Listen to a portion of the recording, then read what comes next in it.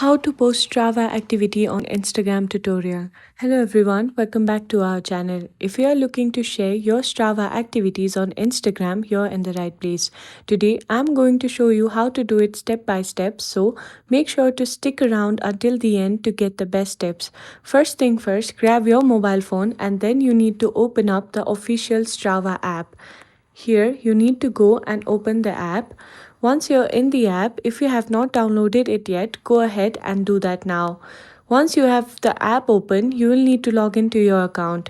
If you don't have an account yet, no worries, just create a new one. It's super easy. After logging in, you will be greeted by the Strava homepage. Here, you can see all your activities and stats. This is where the magic happens. Now, find the activities you want to post on the Instagram, then tap on it for the details. Now, once you're on the activity page, look for the share icon.